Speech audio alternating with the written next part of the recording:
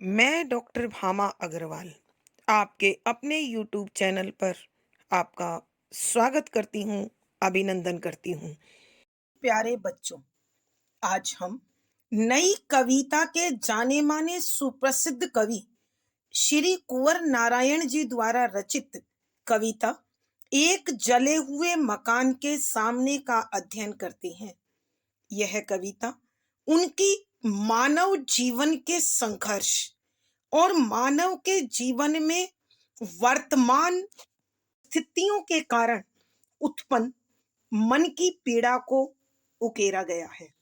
कविवर यहाँ यह बताने की कोशिश कर रहे हैं, इतनी अधिक हिंसात्मक घटनाओं को अंजाम दिया जाता है कि मनुष्य सुबह घर से निकलता तो है, लेकिन शाम को लौटेगा या नहीं लौटेगा इसका उसे पता नहीं है।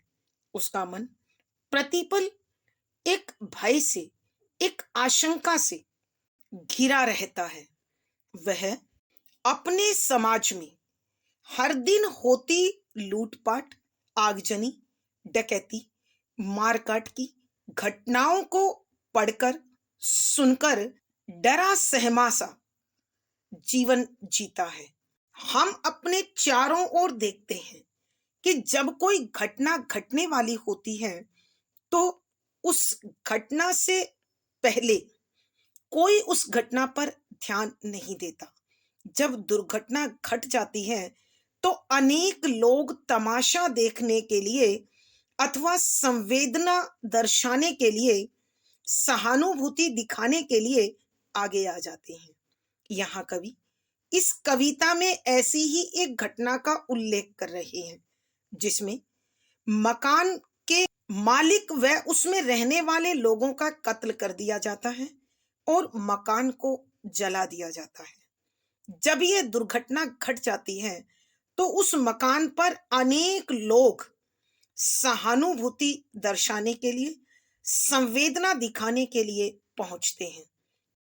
यहाँ कवि बताना चाहते हैं कि दुर्घटना होने के बाद अनेक लोग जब उसके मकान पर पहुंचते हैं तो वो देखते हैं कि घर में रहने वाला व्यक्ति अथवा घर का मालिक शायद अभी जिंदा है और उसे बचाने का प्रयास किया जाता है, लेकिन वह अपने जिंदा होने को इनकार करता है और वो कहता है कि मैं तो कभी का मार दिया गया हूं, मेरी छाती पर लगे हुए गोलियों के निशान तुम स्पष्ट देख सकते हो। यहाँ कवि यह बताना चाहते हैं कि हर शहर में, हर नगर में, हर गांव में, हर इलाके में, हर कस्बे में जो हिंसात्मक प्रवृत्ति के लोग हैं उनका दृष्टिकोण समान है। इसीलिए पूरे राष्ट्र में कहीं भी इस प्रकार की हत्याओं के क्रम, सिलसिले रुकते नहीं हैं। वो आज यहाँ तो कल कहीं और हत्याओं को अंजाम देते हैं, कहीं और मारकाट, आगजनी, हिंसात्मक घटनाओं का क्रम उनका रुकता नहीं है। आज हम इसी प्रकार की घटनाओं को आए दिन अखबारों में पढ़ते हैं कि आज अमुक व्यक्ति नहीं रहा, आज सुप्रसिद्ध वह मानव हिंसा का शिकार हो गया, उसे गोलियों से भून दिया गया, उसे चाकू से मार दिया गया।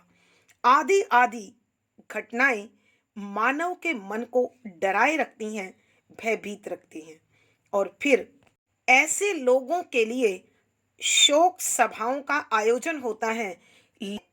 लेकिन इन सभाओं में शामिल होने वाले लोग मात्र सहानुभूति दर्शाने के लिए पहुंचते हैं। वो समाज के उस ढर्रे को, उस चलन को नहीं बदलते, उसे बदलने का प्रयास नहीं करते जो इस प्रकार की दुर्घटनाओं को करते हैं, करवाते हैं अथवा उसमें शामिल होते हैं। आज मानव अपने सदियों पुराने उस इंसानियत के धर्म को, मानवता के धर्म को, मानव के चलन को भूल चुका है जिसमें किसी एक की पीड़ा के लिए समूचा मानव समाज एकता के सूत्र में बंधकर संघर्ष करता था। आज मानव समाज की इस परिस्थिति से तो जीव जंतु अच्छे हैं, जो किसी अपने ही वर्ग के घायल साथी की सहायता के लिए यथासंभव प्रयास करते हैं। आज मनुष्य पहले जैसा नहीं रहा, अर्थात भावुक, उदार, संवेदनशील नहीं है। फिर भी कोई न कोई नया आदमी पुराने आदमी का आभास देता है। आज परिस्थितियां बदल गई हैं, लेकिन मानव की मूल प्रवृत्ति वही रहती है। यहाँ कवि संकेत कर रहे हैं उस मानव समाज की ओर जो कभी सभ्यता की स्थापना से पूर्व यहाँ वहां भटकता हुआ अपने भोजन की खोज करता था। कवि इन बदली हुई परिस्थितियों में, अर्थात सभ्यता के विकास के बाद भी देश में होने वाली इन दुर्घटनाओं के कारण देश की दशा पर हैरान है कि किस प्रकार इस देश को सभ्य, सुसंस्कृत, विकसित होने का सम्मान प्राप्त हो सकता है। उसे चिंता हो रही है कि प्रतिदिन निकलने वाला सूरज क्या अंधेरे के द्वारा निगल लिया जाएगा अथवा सत्य को झूठ खा जाएगा। अर्थात कवि के कहने का भाव यह है कि विश्व भर में अध्यात्म गुरु के नाम से, सभ्यता के प्रणेता के रूप में, संस्कारों के सूत्रधार के रूप में, संस्कृति के संस्थापक के रूप में जो माना गया है, क्या वो इस प्रकार की दुष्प्रवृत्ति के कारण अपने सम्मान को सुरक्षित रख पाएगा? कवि इसी चिंताजनक स्थिति पर अपने विचार प्रस्तुत करते हुए इस कविता को लिख रहे हैं। आइए प्यारे बच्चों, अब हम इस कविता के पदों का अध्ययन कर कवि के भावों के साथ, विचारों के साथ अपने आप को जोड़ें। पद संख्या 3। जीते जी देख रहा हूं एक दिन एक आदमी को अनुपस्थित। सुबह सुबह निकल गया था वह टहलने अपने बिना। लौटकर लिख रहा है अपने पर एक कविता। अपने वर्षों बाद रोज पढ़ता है अखबारों में कि अब वह नहीं रहा। अपनी शोक सभाओं में खड़ा वह आंखें बंद किए 2 मिनटों का मौन। प्रसंग, प्रस्तुत पद हमारी हिंदी की पाठ्य पुस्तक समकालीन हिंदी कविता में संकलित नई कविता के सुप्रसिद्ध कवि श्री कुंवर नारायण जी द्वारा लिखी गई एक जले हुए मकान के सामने नामक कविता से लिया गया है। संदर्भ, यहाँ कवि मानवता के स्तर पर मानव जीवन के संघर्ष और उसके अंतर्मन की पीड़ा को बड़े मार्मिक भावों के साथ प्रस्तुत कर रहे हैं। यहाँ कवि बताना चाहते हैं कि वर्तमान दौर में मनुष्य की स्थिति ऐसी है कि वह नहीं जानता अगले पल उसके साथ क्या होने वाला है।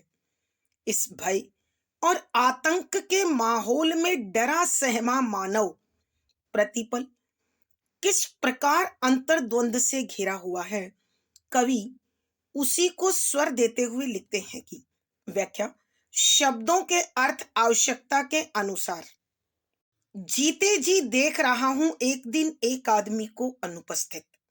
यहां कविवर अंतर्द्वंद से घिरे मनुष्य के मस्तिष्क की जो दशा है, दिमाग की जो दशा है, उसके मन की जो स्थिति है, उसका वर्णन करते हुए कवि लिखते हैं कि एक दिन मैं देखता हूं कि आदमी तो है लेकिन वो अनुपस्थित है। अर्थात आदमी जिंदा है और उसके मन और विचारों में एक ऐसा अंतर्द्वंद छिड़ा हुआ है, एक ऐसा अंतर कलह छिड़ा हुआ है कि वह समाज का अंग होकर भी नहीं है, क्योंकि वह वस्तु स्थिति से तालमेल नहीं बना पा रहा है। सुबह सुबह निकल गया है वह टहलने अपने बिना। कि एक सुबह मैं देखता हूं कि प्रातःकालीन सैर के लिए वह व्यक्ति निकलता है, लेकिन अपने आप को अपने घर छोड़कर जाता है। अर्थात कहने का भाव यह है कि जब मनुष्य अपने घर से निकलता है तो उसके अंदर बड़ा अविश्वास है, निराशा है, आशंका है कि न जाने वह लौट कर आएगा अथवा नहीं लौट पाएगा। लौट कर लिख रहा है अपने पर एक कविता कि जब वह जीवित अपने घर लौटता है तो अपने मन के विचारों को, अपने भावों को एक कविता के रूप में लिखता है, उन्हें कविता के रूप में ढाल देता है। अर्थात कहने का भाव यह है कि मनुष्य जब सैर के लिए घर से निकला तो वह निराशा से, अविश्वास से, भय से भरा हुआ था, लेकिन जब लौट के आया तो उसकी स्थिति दूसरी ही थी कि आज वह सुरक्षित घर लौट आया है। अपने बरसों बाद रोज पढ़ता है अखबारों में कि अब वह नहीं रहा, कि इस कविता की रचना के बड़े लंबे समय के बाद वह अपने पर लिखी गई अपनी ही कविता को प्रतिदिन अखबार में पढ़ता है कि अब वह इस संसार में नहीं है। अर्थात कवि के कहने का भाव यह है कि बड़े लंबे समय पूर्व से मानव अपने मानव होने के भावों को खो चुका है। जीवन दर जीवन, पीढ़ी दर पीढ़ी मानव उसी प्रकार मानवता से रहित, इंसानियत से रहित, अपने जीवन के प्रति विश्वास से रहित होकर जीवन जीता रहता है और एक पीढ़ी से दूसरी पीढ़ी तक वो इसी तरह सफर तय करता है।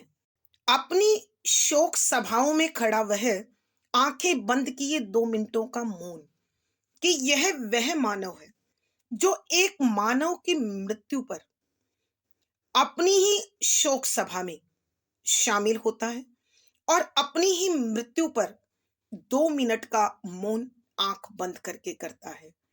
कहने का अभिप्राय यह है कि मानव औपचारिकता वर्ष मानवता के निधन पर, एक मानव के निधन पर शोक सभा का हिस्सा बनता है और मौन रखकर उसकी आत्मा की शांति के लिए, उसकी मानवतावादी भावों के लिए आंखें बंद कर ईश्वर से प्रार्थना करता है। दूसरे शब्दों में कवि के कहने का भाव यह है कि आज का मानव अपने जीवन में मानव होने की पहचान को खो चुका है। उसके जीवन में अविश्वास, निराशा, आशंका, भय का ऐसा आतंक है कि वह मानव होने के परिचय से परे जा रहा है। आइए बच्चों, एक बार फिर हम इस पद की व्याख्या करते हैं। यहाँ कविवर कुंवर नारायण जी मानव जीवन में छाई हुई निराशा, उसके अंतर्द्वंद, उसके अंतर कलह का उद्घाटन करते हुए लिखते हैं कि मैं जीते जी एक आदमी को समाज में अनुपस्थित देख रहा हूं।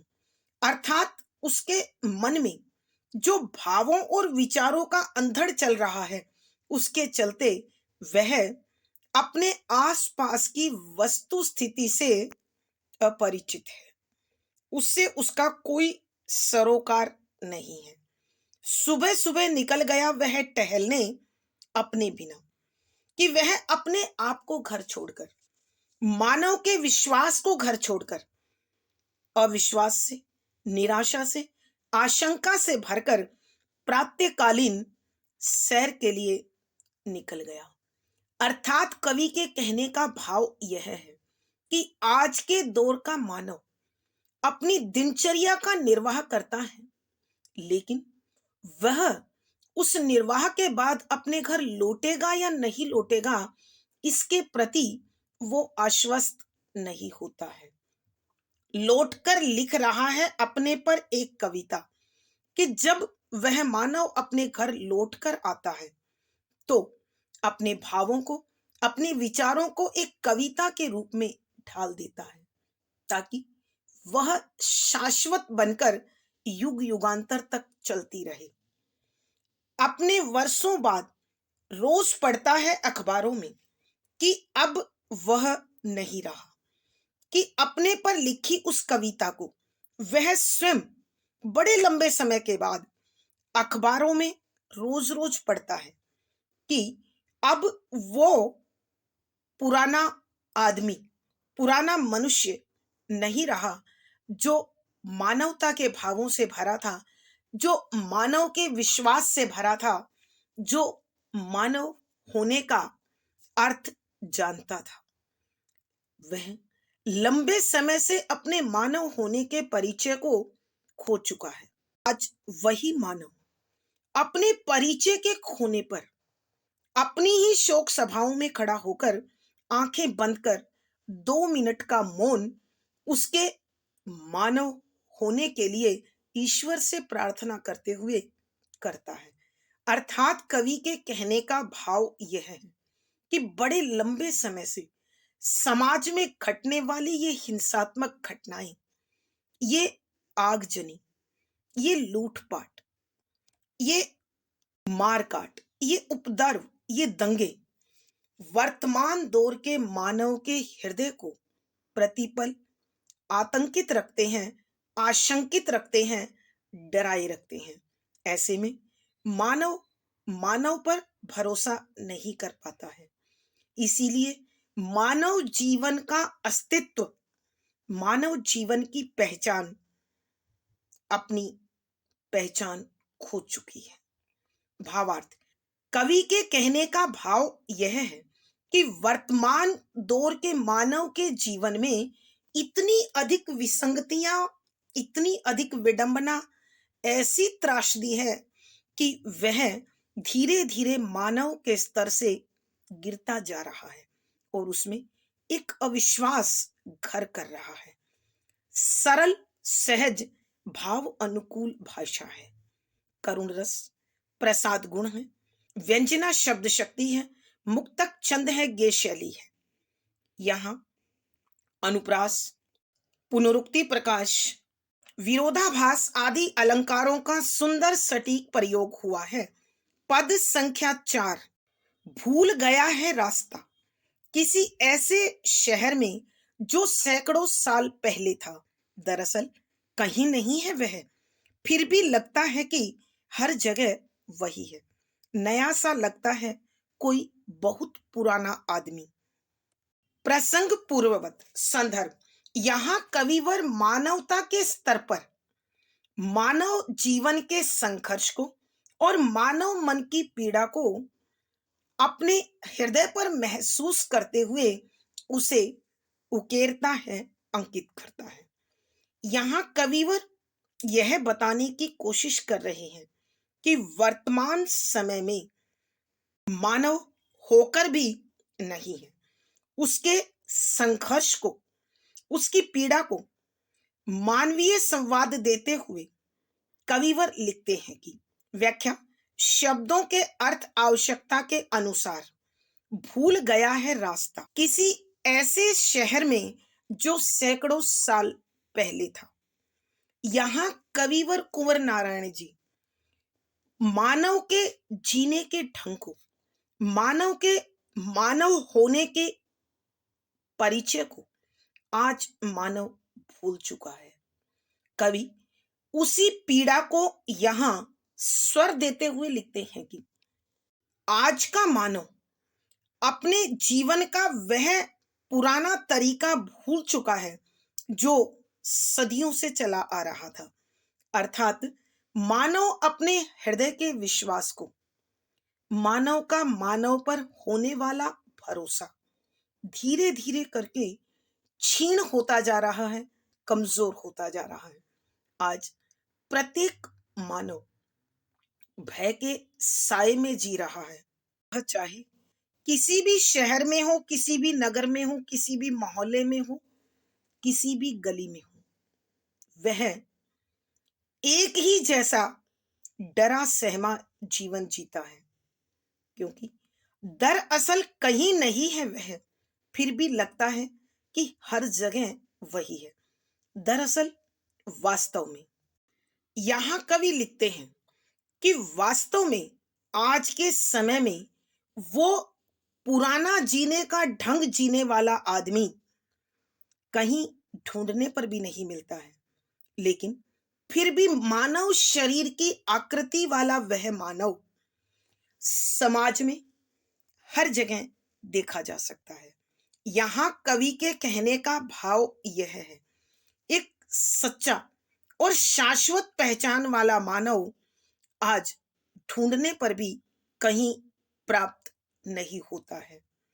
ठीक उसी प्रकार जैसे नया सा लगता है कोई बहुत पुराना आदमी, कि जब कोई गली का जाना पहचाना व्यक्ति किसी नए रास्ते पर, किसी नए चौराहे पर, किसी नए नुक्कड़ पर मिलता है तो वह नया सा लगने लगता है। अर्थात कवि के कहने का भाव यह है कि अनजानी गलियों में, अनजाने रास्तों पर जब हमें कोई पुरानी पहचान का आदमी भी प्राप्त होता है तो वह भी हमें नया नया सा लगने लगता है, क्योंकि उस गली, उस चौराहे, उस मोहल्ले के लिए वह अपरिचित होता है। आइए बच्चों, एक बार फिर हम इस पद की व्याख्या करते हैं। यहाँ कविवर श्री कुंवर नारायण जी मानव के उस प्राचीन जीवन के ढंग को जो वह भूल चुका है का संकेत करते हुए कहते हैं कि आज वर्तमान दौर का मानव अपने मानव होने की उस पहचान को खो चुका है जो सदियों से मानव के साथ जुड़ी हुई थी। अर्थात एक ऐसा मानव जो मानव में और मानवता में भरोसा करता था। आज का मानव हर एक पर संदेह, डरा सहमा और आशंकित सा इधर उधर घूमता दिखाई देता है। दरअसल कहीं नहीं है वह, फिर भी लगता है कि हर जगह वही है।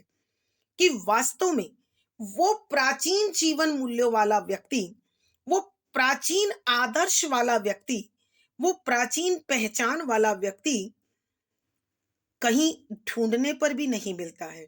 लेकिन मानव शरीर की आकृति के कारण हर जगह वही मानव और मानव ही दिखाई देते हैं। लेकिन ये वो मानव है जो मानव के जीवन मूल्यों से अपरिचित है।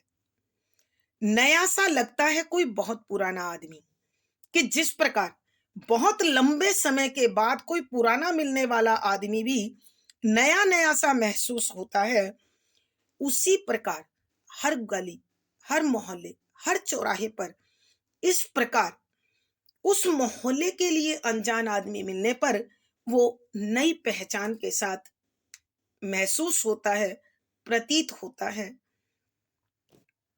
जाना जाता है। भावार्थ, कवि के कहने का भाव यह है, आधुनिक मानव का मन इस प्रकार दर्द से भरा हुआ है कि वह अपने प्राचीन मानवीय मूल्यों को भूल चुका है, खो चुका है। विशेष यहाँ कवि ने मानव जीवन के संघर्ष की तथा मन की पीड़ा को बड़े हृदय स्पर्शी शब्दों के साथ, भावों के साथ व्यक्त किया है। सरल सहज भावानुकूल भाषा है, करुण रस प्रसाद गुण है, व्यंजना शब्द शक्ति है, मुक्तक छंद गे शैली है। यहाँ कवि ने अनुप्रास, उपमा, विरोधाभास आदि अलंकारों का सुंदर सटीक प्रयोग किया है। पद संख्या 5। किसी गुमनाम गली में एक जले हुए मकान के सामने खड़ा हैरान कि क्या यही है उसका हिंदुस्तान। सोच में पड़ गया है वह। इतनी बड़ी रोशनी का गोला जो रोज निकलता है पूरब से, क्या उसे भी लील गया कोई अंधेरा। प्रसंग पूर्ववत संदर्भ, यहाँ कविवर मानवता के स्तर पर मानव जीवन के संघर्ष और मानव मन के अंतर्द्वंद को अपने हृदय पर महसूस करते हुए उस पीड़ा को स्वर देने की कोशिश कर रहे हैं। यहाँ उन्होंने दर्शाया है कि आज का समय ऐसा समय है जब चारों ओर भय, डर, आतंक का माहौल इस कदर बढ़ चुका है कि मानव अविश्वास से घिरा हुआ अपने जीवन के संघर्ष को दिन प्रतिदिन करता है, मगर उसकी पीड़ा थमने का नाम नहीं लेती है। यहाँ कविवर इन्हीं भावों को स्पष्ट करते हुए लिखते हैं कि व्याख्या, शब्दों के अर्थ साथ साथ किसी गुमनाम गली में, गुमनाम जिसे कोई जानता नहीं है, अर्थात आने वाले व्यक्ति से अपरिचित गली, एक जले हुए मकान के सामने खड़ा हैरान हैरान आश्चर्यचकित होकर कि क्या यही है उसका हिंदुस्तान, कि इस एक अनजान गली में, इस जले हुए मकान के सामने, यहां कविवर श्री कुंवर नारायण जी मानव मन की पीड़ा को स्वर देते हुए कहते हैं कि वह एक अनजानी गली में एक जले हुए मकान के सामने खड़े हुए हैं और बड़े आश्चर्यचकित होकर देख रहे हैं कि इस प्रकार परिजनों का कत्ल हो जाना और मकान का इस प्रकार जलाया जाना, क्या यह उस प्राचीन हिंदुस्तान की पहचान है जो युगों युगों से विश्व में पूजा जाता रहा है, कि आज परिस्थितियां स्थितियां किस प्रकार हिंदुस्तान को कलंकित कर रही हैं, अपमानित कर रही हैं। तो कवि अपने आप से प्रश्न कर रहे हैं कि ये वही हिंदुस्तान है जहां इस प्रकार की हिंसात्मक घटनाएं रोज निर्दोष निष्पाप लोगों को मरने मारने को उतारू है, जहां जीवन इतना अस्थाई है, अस्थिर है, अविश्वास से घिरा हुआ है, तो इस हिंदुस्तान पर वो गर्व कैसे करे। सोच में पड़ गया है वह। इतनी बड़ी रोशनी का गोला जो रोज निकलता है पूरब से, क्या उसे भी लील गया कोई अंधेरा।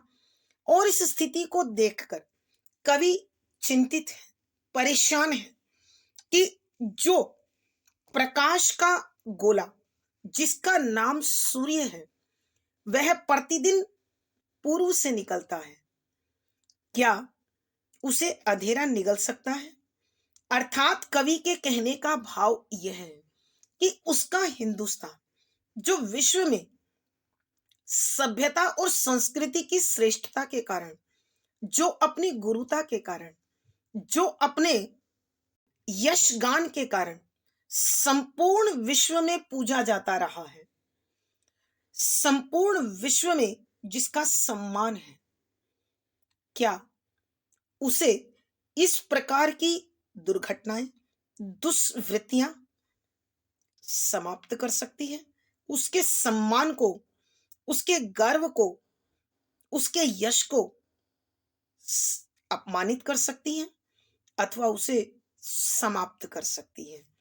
अर्थात कवि कहना चाहते हैं कि भारत जैसे देश में इस प्रकार की दुर्घटनाएं मानव मन में फैले हुए अज्ञानता के अंधकार का परिणाम है, और एक दिन अवश्य होगा जिस दिन यह अंधकार छट जाएगा और हिंदुस्तान का सत्य दोबारा सत्यता के साथ स्थापित हो जाएगा। आइए प्यारे बच्चों, एक बार फिर हम इस पद की व्याख्या करते हैं। यहाँ कविवर कुंवर नारायण जी मन की पीड़ा को स्वर देते हुए कहते हैं कि इस अनजानी गली में एक जले हुए मकान के सामने खड़ा हुआ, मैं बड़ा आश्चर्यचकित हूं कि मेरा हिंदुस्तान क्या इस प्रकार की दुर्घटनाओं के लिए विश्व भर में पूजा जाता रहा है।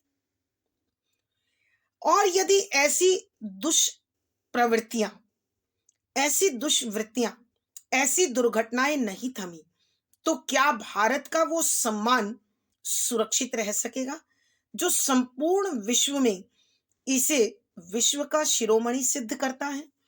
और ऐसा विचार करते करते कवि चिंतित हैं, सोच में पड़े हुए हैं कि पूर्व दिशा से जो सूर्य नाम का रोशनी का गोला निकलता है, क्या उसे कभी कोई अंधेरा निगल सकता है। अर्थात कवि के कहने का भाव यह है कि मेरा हिंदुस्तान जो विश्व में अपनी सभ्यता और संस्कृति के कारण विश्व शिरोमणि है, आध्यात्म गुरु है, मानवीय जीवन मूल्यों, प्रेम और त्याग का पाठ पढ़ाने वाला है, क्या यहां स्वार्थ और लालच इस प्रकार अपने पांव पसारेगा कि एक दिन इसके सम्मान को, इसके यश को, इसकी गौरव गाथा को ऐसा वातावरण नष्ट कर देगा। अर्थात कवि के कहने का भाव यह है कि जिस प्रकार सूर्य को अंधकार नहीं निकल सकता,